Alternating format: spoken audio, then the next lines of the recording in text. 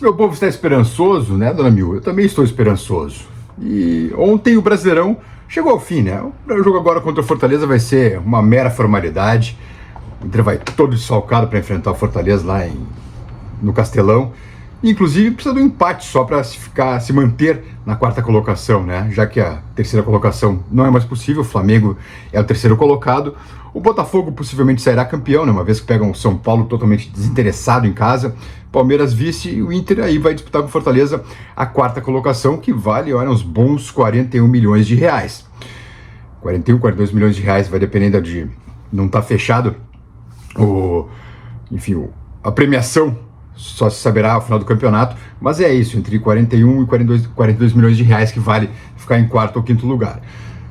E vale também, daqui a pouco, tu ter algum grande destaque aí na última rodada do Brasileirão, porque, enfim, o brasileiro, na prática, chegou ao final, né? Chegou ao final, infelizmente perdemos para o Botafogo ontem, um jogo super injusto, o Inter não merecia perder, mas acho que do jogo de ontem ficam algumas lições para 2025. Algumas lições. Vamos a elas. Estava fazendo um levantamento aqui, o Inter contra os times da Libertadores, tá? Botafogo, Flamengo, Palmeiras, Fortaleza, São Paulo e Corinthians. Essa galera aqui que tá... Corinthians acho que ainda falta um nada quase para se classificar para pré-Libertadores, mas vamos considerar o Corinthians na Libertadores. Como é que foi o Inter no Brasileirão contra essa galera? Contra o Botafogo perdemos as duas, ambas por 1-0 e em ambas não jogando menos que os caras. Ontem, inclusive, jogando mais. O Botafogo faz o gol, acha o gol ali com 2 minutos. 2 minutos de tempo corrido, né? De tempo corrido foram 4, 5 minutos, mas na prática mesmo, 2 minutos, comecinho do jogo. Acha o gol e ganha o jogo. Mas o Inter jogou o Botafogo para trás, o Botafogo passou a viver de contra-ataques, segurando, tanto que o Barbosa foi eleito melhor em campo. E o Gatito também foi um dos destaques do jogo. Ganhou um prêmio lá de alguma TV, não sei, mas ganhou um prêmio também. Enfim, 2 derrotas com o Botafogo. Flamengo, um empate daquele jeito, né, com a arbitragem dando aquela mãozinha pro Flamengo e uma derrota. Palmeiras, uma vitória e um empate. Fortaleza, uma vitória porque o segundo jogo é agora. São Paulo, um empate, uma vitória. E Corinthians, uma vitória e um empate. Então tu vê aqui, as forças estão muito parelhas, mesmo com o Inter não sendo SAF, não tendo a mesma grana dos caras para contratar, né? Então tá muito parelho. Porém, aqui daí vai a primeira lição. Precisamos reforçar.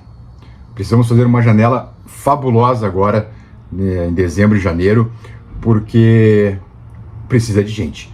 O time do Roger é muito bom, é um time muito bem treinado, mas quando tu perde ao mesmo tempo Fernando, que começou no banco, Thiago Maia, que estava liberado por causa do pai, e o Alan Patrick com uma lesão muscular fora da temporada, fora do próximo jogo, né?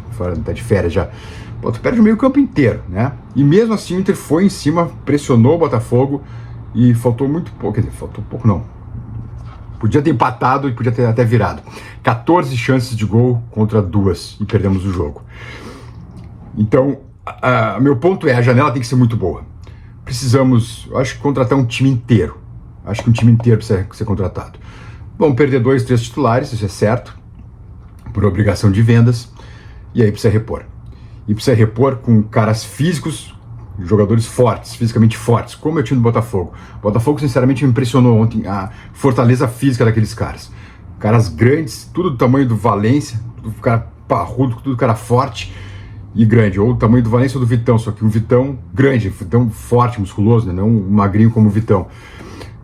Mas isso me chamou a atenção. O time todo mais alto que o nosso.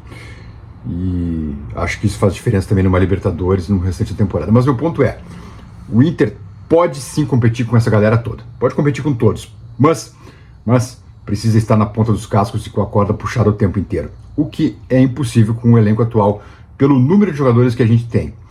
Por exemplo, ontem, como eu repito, perdemos todo o meio campo, né? Ontem, enfim, Fernando, Maia e Alan Patrick estavam fora. Precisamos de gente pelas beiradas, precisamos de meias também. Não para daqui a pouco ser titular, ou daqui a pouco, obviamente, para tentar ser titular, mas para, por exemplo, o Alan Patrick não substituir o Alan Patrick, o Fernando, o Maia mesmo, esses caras não vão conseguir jogar todas as partidas.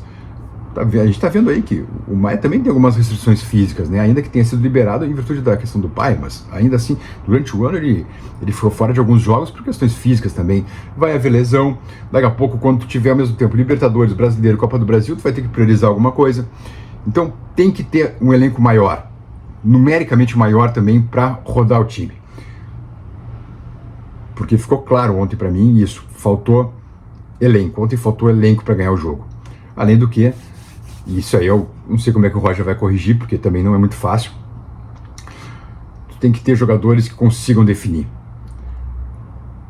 Por melhores que sejam, Borré, Valência, enfim, digo atacantes, né? Wesley, nem sempre eles conseguem decidir os jogos.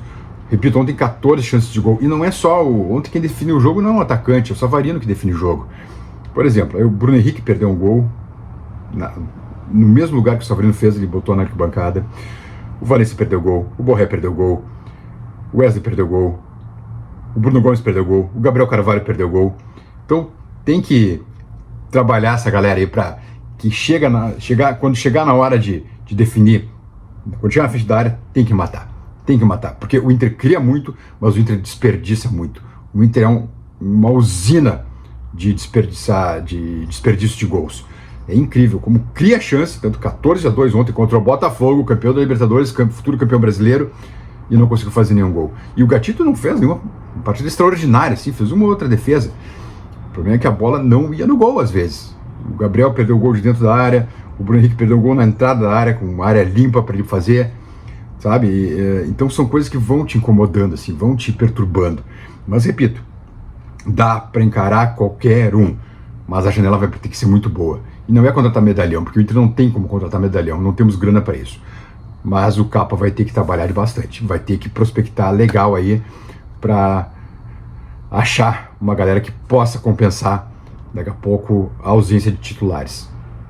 Tem que rodar o grupo e precisa de elenco, porque na hora do vamos ver, na hora que tiver as 3 competições juntas, o Inter vai precisar ter trocas, ter elenco, ter gente que possa suprir as ausências aí dos possíveis titulares.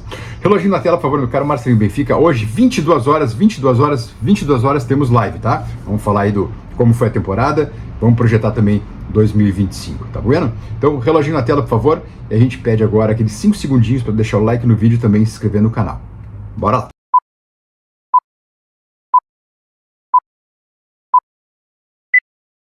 Olha a força, turma, vamos nessa. Bom, primeiro uma força pro Wesley aí, né, que, enfim, ficou sabendo ontem pós-jogo que o pai faleceu, um acidente, enfim. Então toda a força do mundo aí pro Wesley, pra família dele, nossa solidariedade, que tentem ficar bem aí agora, dentro do possível. O Inter, em Fortaleza, vai ter um time totalmente misto, né? Não tá fora Alan Patrick, o Wesley, Maia, o Bruno Henrique suspenso também. Então vai ser um time totalmente diferente do que a gente está vendo. Um time inédito, como foi ontem, né? Daqui a pouco até com o Borré e Valência no ataque também, né? Uma vez que ontem o Roger até elogiou os dois, e eu acho que sim, dá para jogar com os dois juntos, né? Dá para ajeitar o time com os dois juntos ali. Vamos ver como é que o Roger vai fazer. Mas talvez os dois já ainda joguem essa última partida lá em Fortaleza, contra o Fortaleza domingo, na despedida do Inter da temporada. Mas o certo é que é um time totalmente diferente do que a gente viu contra o Botafogo. Não sei se o Roger vai querer fazer algum teste ainda ou não, porque, enfim, é o último jogo, vale um empate, o Inter precisa de um empate só para ficar na 4ª colocação do Campeonato Brasileiro. Não sei se o Fortaleza vai fazer aquela mobilização assim de último jogo também, é possível que faça, é possível que esteja com o estádio lotado, mas o Inter precisa de um empate só precisa de um empate, né, seu Oliver, para ficar com a 4ª colocação do Campeonato Brasileiro, que, repito, a diferença é de 2 milhões de reais entre ficar em 5º e ficar em 4º. Tá bem, turma? Então agora é projetar 2025, uma vez que o ano chegou ao fim, né? E ontem perdemos para o futuro campeão brasileiro e campeão da Libertadores também, fazendo um jogo melhor do que eles, inclusive. O Inter jogou mais do que eles e, repito, 1-0 Botafogo foi um resultado extremamente injusto, mas é aquela coisa. Chegou na frente do gol, tem que matar. Senão, a gente vai seguir lamentando jogos desse tipo aí. O Spike tá brabo com o resultado. Tá bom, turminha? Nos vemos logo mais. Espero vocês 22 horas na live. Beijos!